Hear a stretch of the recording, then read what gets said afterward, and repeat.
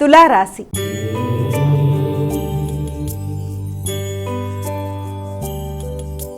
అమ్మ, తులారాశి వారికి ఎలా ఉంది ఈరోజు? తులారాశి వారికి మానసిక ఘర్షణని అధిగమించే ప్రయత్నాలు చేయాలి. వృత్తిపరంగా ఘర్షణ అధికంగా ఉన్నప్పటికీ, వృత్తిపరంగా నూతన బాధ్యతలు, వృత్తిపరంగా స్ట్రెస్ అధికంగా ఉన్నప్పటికీ కూడా వృత్తిలో మంచి వ్యక్తుల యొక్క సహకారంతో మీ కొత్త నిర్ణయాలతో మీరు ముందుకు వెళ్ళడానికి చేసే ప్రయత్నాలు అనుకూలంగా ఉంటాయి.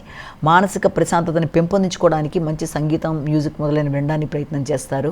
అలాగే స్త్రీల యొక్క సహకారంతో సమస్యల్ని అధిగమించడానికి ప్రయత్నం చేస్తారు. మనసుని ప్రశాంతంగా ఉంచుకోవడానికి మెడిటేషన్ లాంటిది మీకు అన్ని విధాలా ఉపయుక్తంగా ఉంటుంది. కొత్తగా మీ యొక్క హాబీల్ని పెంపొందించుకోవడానికి చేసే అవకాశాలు కూడా అధికంగా ఉంటాయి. అంతేకాకుండా వృత్తిపరమైన విషయాలలో కొంత ఘర్షణలు ఉన్నప్పటికీ దాన్ని మీ యొక్క ఆలోచన విధానంతో అధిగమించడానికి ప్రయత్నం చేస్తారు. వృశ్చిక రాశి.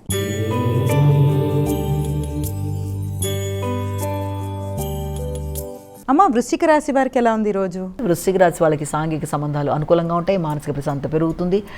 భాగస్వామి వ్యవహారాలు చాలా వరకు జీవిత భాగస్వామికి సంబంధించిన అభివృద్ధి కావచ్చు, వారి యొక్క ఆలోచనలు కావచ్చు, అలాగే వారికి సంబంధించిన ఆర్థిక విషయాలు చాలా వరకు అనుకూలంగా ఉన్నప్పటికీ మీకు కుటుంబంలోని స్త్రీలతో కావచ్చు, లేకపోతే మీ చుట్టుపక్కల ఉండే స్త్రీలతో ఎక్కడైనా సరే మాట పట్టింపులు రాకుండా తగిన జాగ్రత్తలతో ముందుకు వెళ్ళడానికి ప్రయత్నం చేయాలి.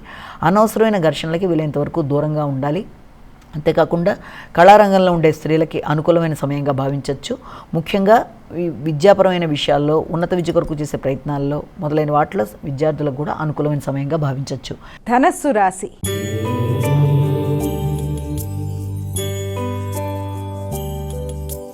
అమ్మ, ధనస్సు రాశి వారికి ఎలా ఉంది ఈరోజు? ధనస్సు రాశి వాళ్ళకి లోన్లకి అంటే రుణాలకు సంబంధించిన విషయాల మీద ఎక్కువ శాతం దృష్టి కేటాయిస్తారు. ఆకస్మికంగా ఖర్చులు అనేవి ఉన్నప్పటికీ మీకు రావాల్సిన ధనం వచ్చిన దాన్ని ఉపయోగించి కనీసం ఎలాగైనా సరే పూర్వపు రుణాలని పూర్తి చేయాలన్న విధానంలో ఎక్కువ శాతం దృష్టి కేటాయిస్తారు. ఇబ్బంది పెట్టే వ్యక్తులు ఉన్నప్పటికీ కూడా దాన్ని మీరు మీ కృషిశీలతో అలాంటి సమస్యలని అధిగమించడానికి ప్రయత్నం చేస్తారు.